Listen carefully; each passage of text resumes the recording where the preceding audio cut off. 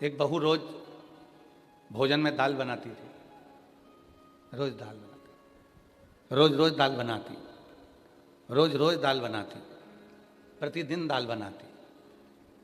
तो एक दिन दाल ने ही उससे कह दिया, क्यों रीजी जी, एक बात बता, तेरे घर के लोगों का स्वास्थ्य खराब है, तुझे उनकी चिंता है इसलिए तू रोज बनाती है, या तेरी शादी हो गई इनसे बदला लेने के लिए बनाती है?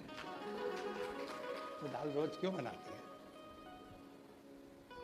किस लिए? जब इतनी सारी सब्जियां हैं तो रोज रोज दाल बनाने की जरूरत क्या है? कभी कभी हम भी हमारे घर में कह देते हैं कि भाई रोज प्रतिदिन तुम दाल बनाते हो, तो क्या बात क्या है, कोई तुम्हारी डिमांड हो तो बताओ कि भाई दाल ही दाल बन रही, क्या बदला ले रहे हो? कौन संसार का एक मनुष्य ढूंढकर बता दो जो पृथ्वी पर जन्म लेने के बाद दुखी ना हो। और मनुष्य को जाने दो, भगवान को भी लेकर आ जाओ। वकील साहब, परमात्मा को भी अगर पृथ्वी पर जन्म लिया है तो उनको भी दुख ने घेर लिया है। राम जी अगर पृथ्वी पर आए तो उनको भी दुख ने घेरा और 14 वर्ष के लिए वनवास गए। केवल यहीं दुख समाप्त नहीं हुआ, सीता जी की अग्नि परीक्षा हो गई, माता जानकी अयोध्या आ गई और वापिस उनको आक्षेप लगाकर फिर उनको भेज दिया गया। वन में ऋषि के घर में उनके बच्चे का जन्म हुआ, खुद की धर्म पत्नी खुद के सामने पृथ्वी में समा गई। जरा विचार करिएगा कि कितना दर्द मनुष्य के देह में होता है जिसको सहना पड़ता है। जाने दो, भगवान कृष्ण को भी पृथ्वी पर आना पड़ा, कितना दर्द सहना पड़ा।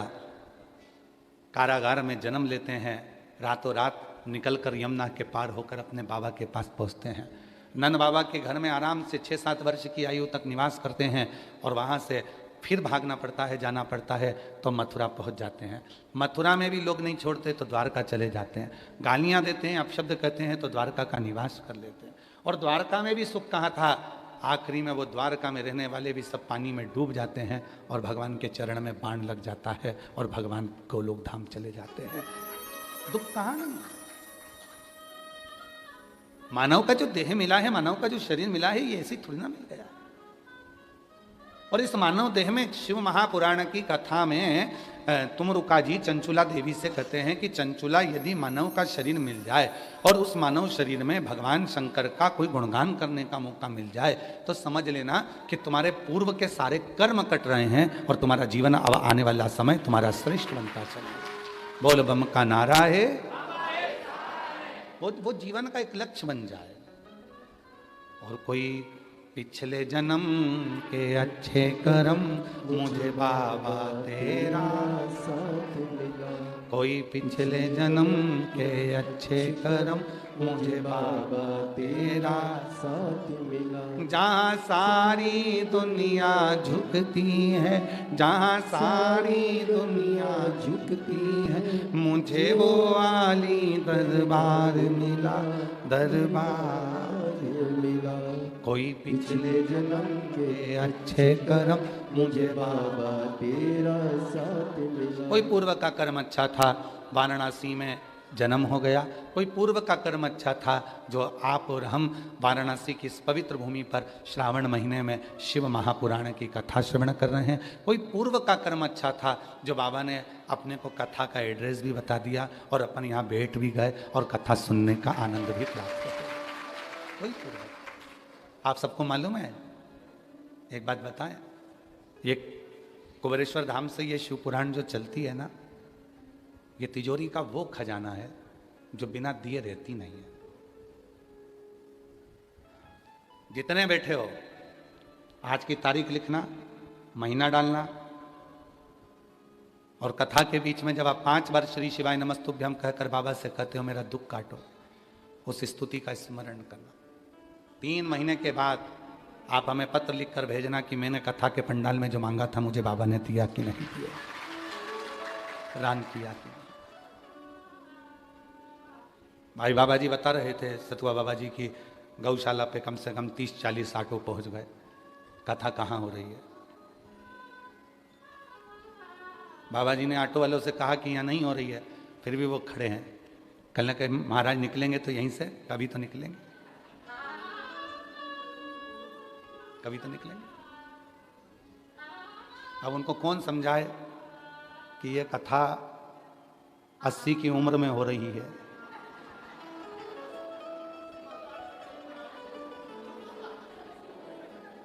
अब एक उम्र हो जाती है व्यक्ति की, बचपन, जवानी, अधेड़ी, बुढ़ापा, ये सब आता है और ये उम्र निकलती जाती है। तुम मुझे छुपा ना पाओगे, शिव कहते हैं। शिव कहते हैं कि कठिन है, बहुत कठिन। हमें कथा याद आ रही है, बहुत पुरानी है परंतु स्मरण में आ रही है। एक बहुत पुरानी कथा है, एक स्मरण में आ रही है। एक पत्नी का पति था, वो कभी भगवान का नाम ही नहीं लेता था। उसकी पत्नी बड़ी धर्मात्मा थी, बहुत भोजन कराती, भंडारा कराती, दान करती, पुण्य करती, सत्कर्म करती, पर पति मना भी नहीं करता कि तू जो कर रही है कर। वो करने में मना नहीं करता, पर वो नाम नहीं लेता, भगवान का नाम लेता है, लेता है। कभी जिंदगी में उसके मुख से विश्वनाथ जी का नाम निकला ही नहीं, कभी जीवन। बहुत पुरानी कथा है, आज स्मरण में आई तो आप लोगों को सुना। एक दिन उसकी पत्नी चिढ़ गई, कभी तो मुंह से विश्वनाथ का नाम ले लिया करो, हर हर महादेव कह दिया करो, जय भोलेनाथ कह दिया करो, बोल बम बोल दिया करो। पति कहता चुप रहे, तेरे को मैंने रोका क्या, तू अपना काम कर, मैं नहीं बोलूंगा, मरते मर जाऊंगा पर मुंह से नाम नहीं लूंगा। नहीं लिया। एक दिन पति सो रहा था और स्वप्न में उसके मुख से हर हर महादेव निकल गए, हर हर महादेव निकल गया, मुख से निकला। पत्नी ने सवेरे पूरे गांव को निमंत्रण दे दिया, पूरे गांव को निमंत्रण, संत साधु ब्राह्मण सब आए, भंडारा चालू हो गया। पति ने पूछा क्यों ये आज भंडारा इतना बड़ा किस लिए है? कहा मैं रोज विश्वनाथ जी से कहती थी कि तुम्हारे मुख से एक बार भगवान का नाम निकल जाए, और आज रात्रि को स्वप्न में तुम्हारे मुख से हर हर महादेव निकल गया।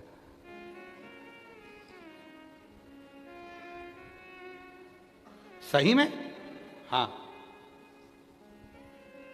पति ने सुना, चक्कर खा के नीचे गिर गया। पत्नी ने पूछा हुआ क्या? पति कहता है जिस शिव को इतने दिनों से दिल में बिठा कर रखा था, आज वो बाहर निकल गया, आज वो बाहर निकल। जिसको अपने भीतर छुपा कर रखा था, जिसको अपने दिल में बिठा कर रखा था, वो शिव आज बाहर निकल गया। इसलिए अब इस प्राण को रखने से कोई मतलब नहीं है, और पति ने अपने प्राण छोड़ दिए।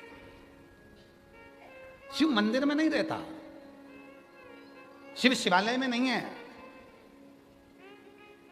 शिव तुम्हारे दिल में है, शिव तुम्हारे मन में। कितनी खोजबीज करते करते करते करते, अभी कल तो थोड़े थे, आज तुम कितनी खोजबीज करते करते, ना जाने दूरबीन लेकर आए थे, क्या करा था कि तुम लोग खोजबीज करते करते यहां तक पहुंच गए। तुम किसको खोज रहे हो? शिव महापुराण को। लोग शॉपिंग मॉल खोजते हैं, लोग पान की दुकान खोजते हैं, लोग बनारसी साड़ी की दुकान खोजते हैं, नाम लेकर पूछते हैं भैया इसकी दुकान कहाँ मिलेगी, खोजते खोजते जाते हैं। पर धन्य है रे वाराणसी वालों जो तुम महादेव की कथा खोजते हो, तुम शिव की कथा खोजते, धन्यता है।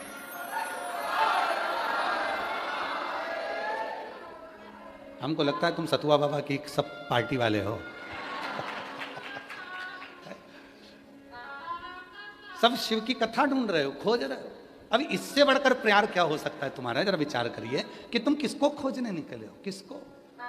और कहीं तो मिलेगा भोला भंडारी, कहीं तो मिलेगा भोला भंडारी, कभी तो सुनेगा भोला भंडारी, कभी तो सुनेगा भोला भंडारी।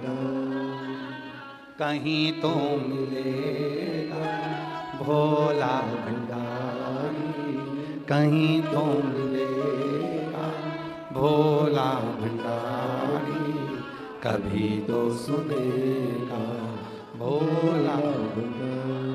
शिव कथा कर रही है, भगवान शंकर की पवित्र कथा कर रही है। पार्वती मैया विजया जी के साथ में भ्रमण पर निकली हैं, सबको दुखी देख रही हैं, सब कष्ट में हैं, कोई सुखी नजर ही नहीं आ रहा। संसार में इतना रोग, इतनी बीमारी फैल गई है कि जिन बीमारियों के नाम तक लोगों ने नहीं सुने थे, ऐसी ऐसी बीमारी संसार में आ गई, और उस बीमारी का कोई हल भी नहीं निकल रहा, कोई हल नहीं। बाबा जी, एक कैंसर हॉस्पिटल में हम उनका बुलाना हुआ कि कैंसर के मरीजों से एक बार मिलना है। हम पहुँचे, देखा परिवार के लोग अटैचियों में पैसा लेकर खड़े थे और डॉक्टर के हाथ जोड़कर कह रहे थे कि इनको बचा लो। धन है पर समय नहीं है, धन है समय नहीं। हमने उस हॉस्पिटल के डीन को बोला कि भाई एक काम करो कि ये सब पैसा अपनी जगह काम करेगा, दवाई अपनी जगह काम करेगी, अब एक काम करो, इस हॉस्पिटल में चारों तरफ पंचाक्षर मंत्र नमः शिवाय या षडाक्षर मंत्र ओम नमः शिवाय या महामृत्युंजय मंत्र या श्री शिवाय नमस्तुभ्यम, इसके धीमी आवाज में चलने दो। मुझे विश्वास करता है मेरा, दवा काम करेगी तो उसके साथ दुआ का होना जरूरी है, तो व्यक्ति ठीक होना पड़ेगा। दवा काम करेगी पर उसके साथ दुआ बहुत जरूरी है। 100 रुपए अगर कमाना तो उसमें से 1 रुपया अपने दोनों हाथों से धर्म में लगाना, तो वो 99 रुपए तुम अपने शरीर पर खर्च कर सकते हो, खर्च कर सकते हो। बाबा जी आप तो सीहोर आए हैं, चतुर्वेदी जी भी पहुंचे, बंसल जी भी पहुंचे, अम्बाला वाले भी पहुंचे, आप सब गए हो सीहोर। सीहोर दुनिया के लोग कहते हैं बाबा बाबा बाबा, इतना बाबा के पास माल है, इतना बाबा के पास माल है। उनको कौन समझाए जब कुबेरेश्वर बाबा ही बाबा के साथ में है, जब कुबेर भंडारी ही साथ में है, तो माल की क्या कमी होगी, माल की क्या कमी होगी।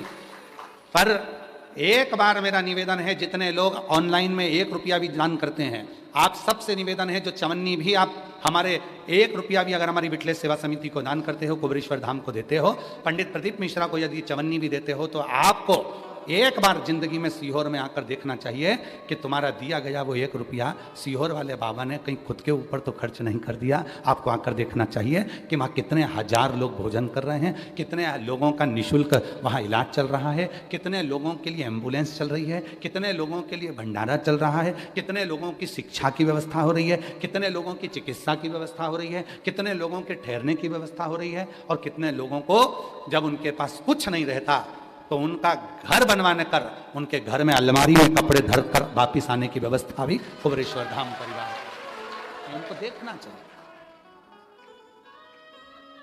जब खुद की तिजोरी है तो क्यों डरना, किस चीज के लिए डरना, किस चीज का विचार करना। और आप सबसे निवेदन है, आपने अगर चवन्नी भी दी है ना तो आपको आना चाहिए, एक बार कुबेरेश्वर धाम जरूर आकर देखो, अपनी आंखों से देखोगे तो मालूम पड़ेगा तुमको कि वहां क्या है। क्यों लाखों लोग वहां कुबेरेश्वर धाम पर जाते हैं, क्यों लोग कांवड़ भरने के लिए जाते हैं, लोग क्यों पहुंचते हैं। और निवेदन है, कभी जिंदगी में बन सके तो एक बार कुबेरेश्वर धाम की कांवड़ भी भर कर देखना। वो हाथ में केवल पानी के 2 लोटे नहीं रहेंगे, तुम्हारे हाथ में केवल वो डंडा नहीं रहेगा, वो बांबू नहीं रहेगा, वो 2 लोटा जो तुम बांध कर माँ सीवन का जल लेकर कुबेरेश्वर धाम जा रहे हो, वो केवल जल नहीं होगा, तुम्हारे जीवन का सबसे बड़ा सुख होगा, तुम्हारे जीवन का सबसे बड़ा होगा। कोई साधारण नहीं।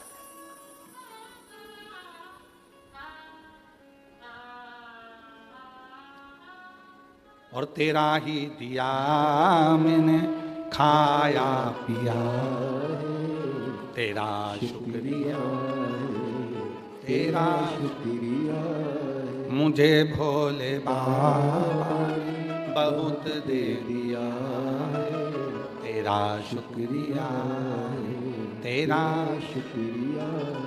तो विजया ने माता पार्वती जी के साथ देखा कि सब दुखी हैं, कोई सुखी नजर ही नहीं आ रहा। यहां तो सब दुखी, सब।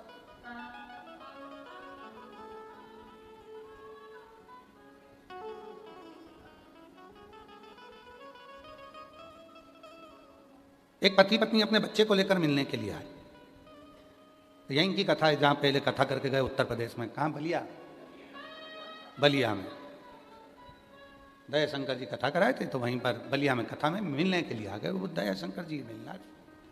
वो पति पत्नी के साथ एक बच्चा आया था। अब देखो दुख दुख किसको कहते, बच्चा आया था। माता पिता से पूछा तुम ठीक हो? हमारी आदत है हम सबसे पूछते बढ़िया हो? हाँ हाँ बहुत बढ़िया। हमने बच्चे से भी पूछ लिया तुम बढ़िया हो? काहे के बढ़िया? हम पापा से इतने दिन से कह रहे हैं मम्मी बदल दो। बाबा जी बच्चा कह रहा है हम पापा से इतने दिन से कह रहे हैं मम्मी बदल दो। हमने कहा मम्मी से क्या प्रॉब्लम है? खूब कूटती है। और पापा ऐसे हैं हमारे जो मम्मी भी नहीं बदल रहे। हमने उस बच्चे की बात सुनकर इतनी प्रसन्नता होकर हमने कहा बेटा तू भी दुखी है, तू भी दुखी। दुख किसको नहीं है? किसको? किसके अंदर?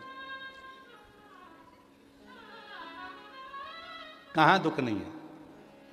सब दुखी है। पार्वती जी ने देखा कि सब कुछ दुखी है। अब चिंता में पार्वती जी पड़ गई। चिंता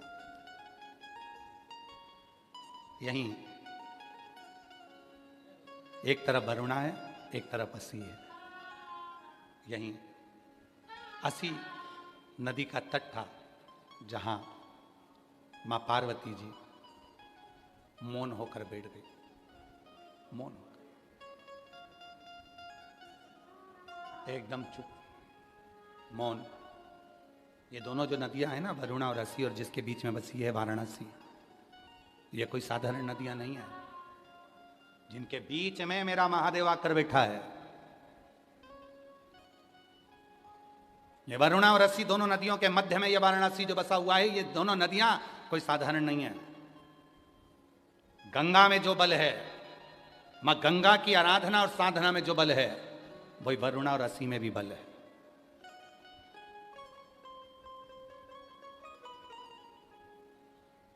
दोनों में बल। आप लोगों के स्मरण में होगा गणेश जी महाराज ने जब जिद करी थी माता पार्वती जी के सम्मुख में, और जिद करते करते अमोद प्रमोद भगवान गणेश जी के पोते, गणेश जी के लड़के का नाम क्या है? जम के बोलो। शुभ और लाभ। और गणेश जी के पोतों का नाम क्या है? अमोद और प्रमोद। गणेश जी के पोते का नाम, शिव जी के परपोतों का नाम है अमोद प्रमोद। दोनों अमोद और प्रमोद आकर खड़े हो गए थे, और जिनका तप बल अमोद और प्रमोद का इतना प्रबल हुआ था, उस तप बल के कारण ये वरुणा और असी का दोनों का प्रागट्यता मानी जाती है। ये कोई साधारण नहीं, अमोद और प्रमोद।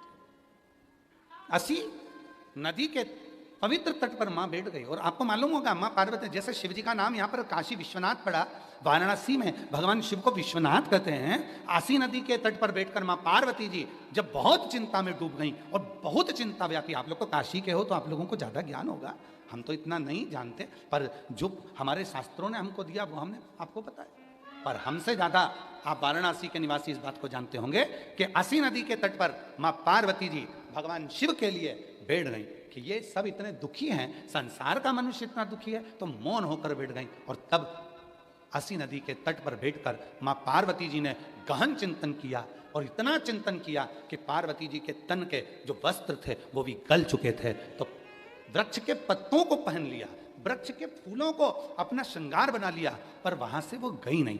और जब गई नहीं तब माता पार्वती जी का नाम हो गया अरण्यानी। क्या नाम पड़ा? अरण्यानी। अरण्यानी माता पार्वती जी का नाम पड़ा। लोग उनको अरुण्या भी कहते हैं। अरुण अरण्यानी माता पार्वती का नाम हो गया। बैठी चिंता में बैठी, बहुत देख रही है, सब दुखी है, कोई सुखी नहीं है, सब संसार सागर का हर मानव दुखी है। इसीलिए शिव महापुराण की कथा कहती है देवी जी का एक स्वरूप अरण्यानी, जो आज भी भारत की भूमि पर कई मंदिर हैं माता के। उसमें एक प्रसिद्ध मंदिर है काशी, बिहार में, बिहार के भोजपुर में मां अरण्या का मंदिर है। अरण्यानी माता, अरण्या देवी का। बिहार के भोजपुर में, जो अस्सी घाट पर बैठकर महाराज अस्सी नदी के तट पर जो माता ने जो तप साधना करी अस्सी में, वो तप साधना का कि ये सब दुखी क्यों है। और इसीलिए आज भी नियम है महाराज, आज भी नियम है, अगर बहुत दुखी मनुष्य होता है, बहुत तकलीफ में होता है, बहुत कष्टप्रद होता है, उसके दुख का जब कोई निवारण ही नहीं होता, कहीं कोर्ट का केस, कचहरी, थाना, पुलिस, डॉक्टर, कहीं एक्सीडेंट, कहीं फैक्ट्री चलती चलती बंद हो गई, व्यापार चलता चलता बेकार हो गया, हर तरह से जब वो हताश हो जाता है तब, अब आप लोग तो बिहार भोजपुर जाकर, बिहार के भोजपुर में अरण्या देवी का मंदिर है और आप तो वहां नहीं जा सकते, तो उसके लिए 7 लाल पुष्प या एक ही पुष्प की 7 लाल पत्तियां 7 दुर्वा के साथ में, 7 लाल अक्षत के साथ में, यदि अरण्यानी देवी के नाम से, अरण्यानी देवी के नाम से यदि बेलपत्र के वृक्ष के नीचे समर्पित कर दिया जाता है, तो वो अरण्यानी देवी तुम्हारे घर के जितने भी दुख होते हैं, चाहे कोर्ट से जुड़ा हो, पुलिस से जुड़ा हो, चाहे फैक्ट्री बंद हो रही हो, व्यापार बंद हो रहा हो, तो अरण्यानी देवी उसको संभाल लेती है और बल देकर उसको पुनः आगे बढ़ा देती है। अरण्य वरुणा और अस्सी जिसके बीच में बची है वाराणसी, ये अस्सी साधारण नहीं है, ये वरुणा साधारण नहीं है। आप लोग तो सब वाराणसी के निवासी हो, तो आप लोगों को ज्यादा ज्ञान होगा कि इन नदियों के तट पर बैठकर कितनी साधना हुई होगी, क्यों भगवान वाराणसी में आकर बस गए, क्यों भगवान ये 2 नदियों के मध्य में आकर बस गए, ऐसा क्या हुआ, वरुणा और अस्सी ने ऐसा कौन सा पुण्य फल पाया था जो ये गंगा मैया उनसे मिलने के लिए आ गई, ये गंगा का संगम हो गया। गंगा तो काशी में थी ही नहीं, गंगा तो काशी में थी ही नहीं, कौन लेकर आया इनको, कौन, ये वरुणा रसी ने ऐसा कौन सा पुण्य कर दिया था जो गंगा को लेकर यहां आ गई, कौन सा आंतरी अनसुईया ने तप कर दिया था जो अनसुईया जी के कहने पर गंगा यहां पहुंच गई, कौन सा तप शनि महाराज ने कर लिया था जो गंगा जी यहां पहुंच गई। सप्त तप की, कल सप्त केशव की बात, पंच केशव की बात चल रही थी, आज सप्त तप की बात है। शनि महाराज का तप, आंतरी अनसुईया का तप, वरुणा का तप, अस्सी का तप, भृगु का तप, कितने तप हैं यहां। और उस तप के बल पर कोई गंगा ऐसे ही नहीं आई है, गंगा का तो सीधा सीधा रूट था, गंगा सीधी जा रही थी, पर काशी के लिए मुड़ी फिर चली, काशी के लिए मुड़ी फिर चली, क्यों आई है। कभी विचार करना, वाराणसी में निवास करने वाले कभी विचार करें कि गंगा मैया को लेकर आने वाला, गंगा मैया को यहाँ स्थापित करने वाला, गंगा मैया किसके कहने पर क्यों आई, किस तप के बल पर, किस साधना के बल पर, किस भाव से यहाँ पहुंच गई, कभी विचार करिए। अस्सी के तट पर कौन सी देवी है, जम के बोलो, अरण्यानी देवी, जम के बोलो, अरण्यानी देवी। और बहुत ध्यान देना महाराज, जिस नारी के गर्भाशय में अगर गट्ठान हो जाए, बच्चादानी में कोई प्रॉब्लम हो जाए और गर्भाशय में डॉक्टर बोले कि इसका बड़ा ऑपरेशन कराना पड़ेगा, या गर्भाशय में कोई तकलीफ ज़्यादा ही हो गई है, या किसी रूप में पुरुष या स्त्री या बच्चे या बड़ों के उधर नाभि से नीचे हर्निया से जुड़ी हुई कोई प्रॉब्लम हो गई है, तो भी अरण्यानी देवी का स्मरण करने से, यहाँ तक यदि गर्भाशय की प्रॉब्लम है या पुरुष या स्त्री में हर्निया से जुड़ी हुई भी कोई प्रॉब्लम है, तो थोड़ा ध्यान देंगे। 7 बेलपत्र इस तरह से लीजिए,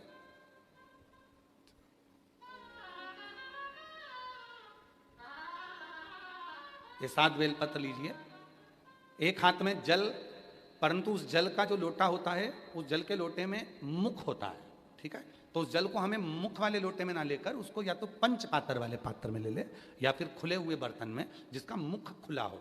कटोरी है, कटोरी का मुख नहीं बंधा होता, प्लेट का मुख नहीं बंधा होता, लोटे का मुख बंधा होता है, लोटा का मुख ऊपर से बंधा होता है, मतलब बंधा मतलब लोटा ऐसा आगे जाके सक्रिय हो जाता है, नीचे से छोड़ा हो जाता है, खुला हुआ।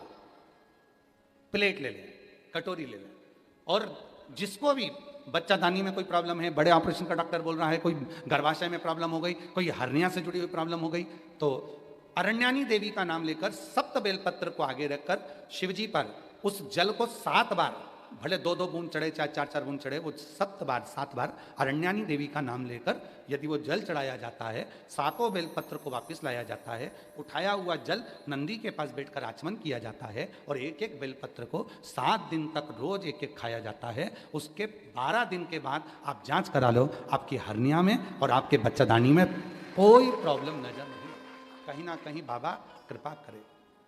और अगर आती भी है तो डॉक्टर का साथ में दवाइयाँ भी लेना है, इलाज भी कराना है। हमने एक बात पहले भी कही थी, डॉक्टर शिव का एक रूप है।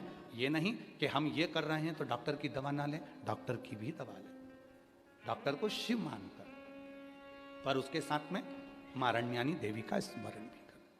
कल बाबा जी कह रहे थे कि एक बेलपत्र में वो औषधि है, और बाबा जी जब से लोगों ने बेलपत्र खाना चालू करी, रुद्राक्ष का पानी पीना चालू करा, तब से रिसर्च सेंटरों में रिसर्च हो रहा है कि इस बेलपत्र में ऐसा क्या है, रुद्राक्ष में ऐसा क्या है कि रुद्राक्ष के जल से लोग ठीक हो जाते हैं, बेलपत्र के सेवन से।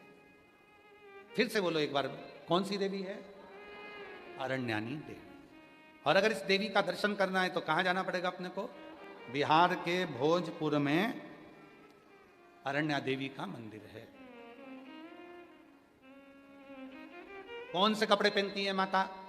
वृक्ष के पत्तों के। कौन से वस्त्र धारण करती है माता? वृक्ष की छालों के। माता कौन सा आभूषण पहनती है? वृक्ष के फूल के, पुष्प के। अरण्य।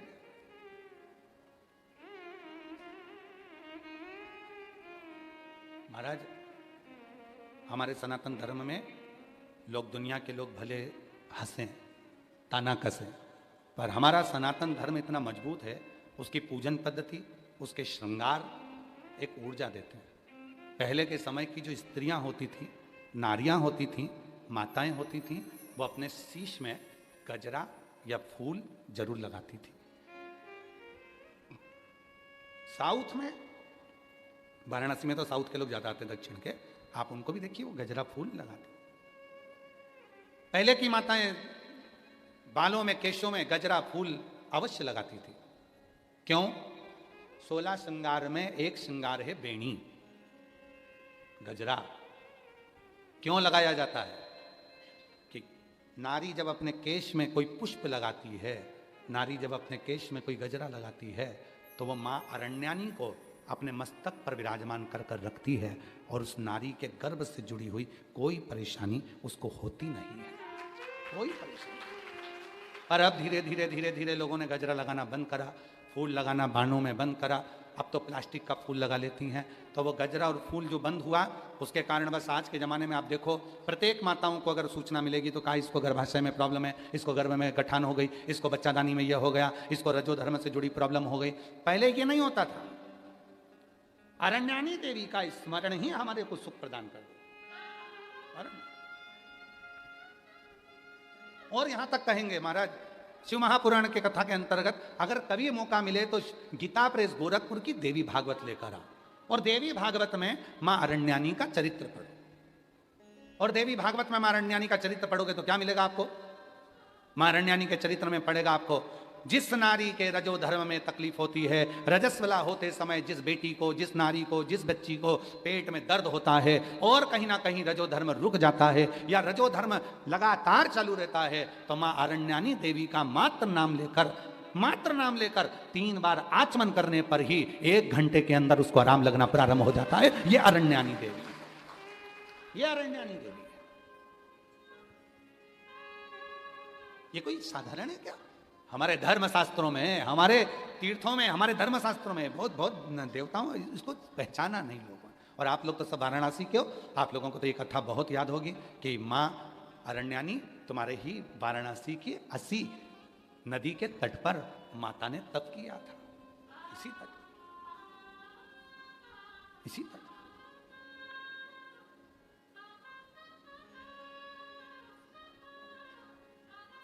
और शिव शंकर भोले भाले, माँ गोरा के घर वाले, तुमको लाखों प्रणाम, तुमको लाखों प्रणाम, तुमको लाखों प्रणाम, तुमको लाखों प्रणाम। शिव शंकर भोले माँ गोरा के घर वाले, तुमको लाखों प्रणाम, तुमको लाखों प्रणाम, तुमको लाखों प्रणाम, तुमको। अरण्यानी देवी, एक बार वापिस बोलेंगे सभी, जितने आस्था चैनल पर सुन रहे हैं, जितने फेसबुक यूट्यूब पर सुन रहे हैं, जितने सोशल मीडिया पर सुन रहे हैं, और जितने काशी की इस पवित्र धरा पर इस भवन में बैठकर सुन रहे हैं, वो कौन सी देवी है जो व्यक्ति के उदर से जुड़े हुए उसके नारी के एक एक रोग को समाप्त कर देती है? उसका नाम है अरण्यानी देवी। अरे रोगों को समाप्त, रोग मिटा दे। अरे महाराज, आप बता सकते हो किसी को, भाई ये प्रॉब्लम है, आप अरण्यानी का नाम लो, 3 बार आचमन करो, आचमन। विजय ने कहा मां पार्वती जी से कि ये तो सब दुखी हैं, और पार्वती जी बैठ गई तब साधना में, उठती नहीं है, कपड़े गल गए। कितना तप करा होगा माता पार्वती जी ने, जरा विचार करिए कि वस्त्र तक गल गए। पत्ते का श्रृंगार किया, फूलों का श्रृंगार किया मां पार्वती, पत्र पुष्प। तब मेरे बाबा भोलेनाथ कैलाश से आ गए। सबसे पहले अगर मेरे भोलेनाथ आए तो पार्वती के पास आए। उठो पार्वती, उठो, चलो कैलाश। नहीं, मैं इनको दुखी नहीं देख सकती। दुनिया के लोग मुझे माँ कहते हैं, और माँ का मतलब आपको मालूम है? माँ का मतलब मालूम है आपको?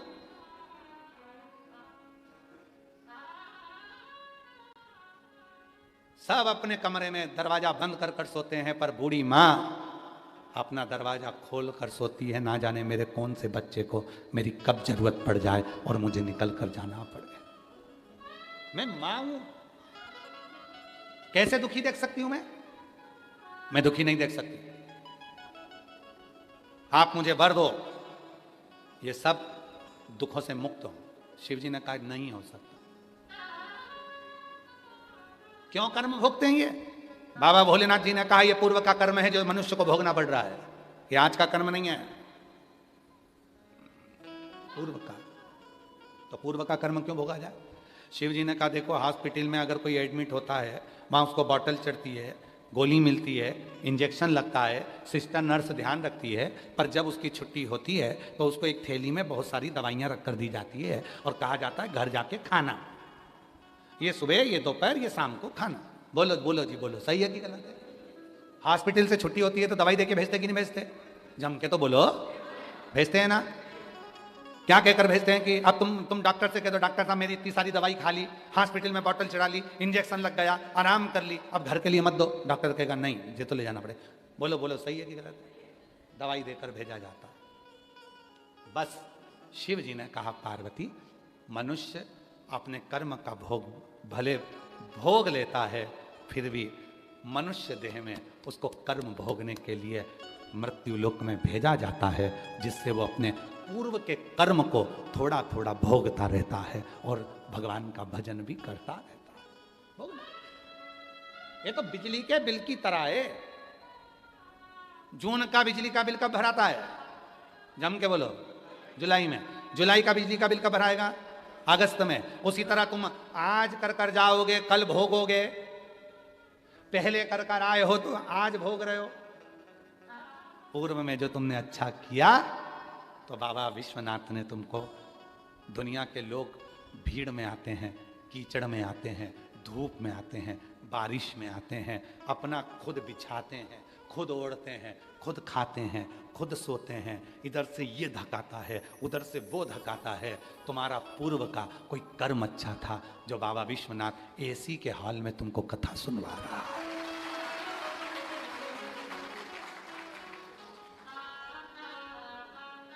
काहे सही है? ऐसी कहानी। मिंटू भैया यार, ना जाने कौन सा पुण्य करा होगा इन सब ने, सोचा भी नहीं होगा। और हम जजमानों का भी बोल रहे हैं, तुम नवरत्नों का भी तुमने भी नहीं सोचा होगा। तुम सीहोर में भी अभी कभी जजमान बने हो ना, तो तुम लोगों ने देखा होगा कितनी मशक्कत करना पड़ती है। भले जजमान होगे, तुम अपनी जगह पे होगे, पर कितनी मशक्कत कर कर अंदर घुसना पड़ता है।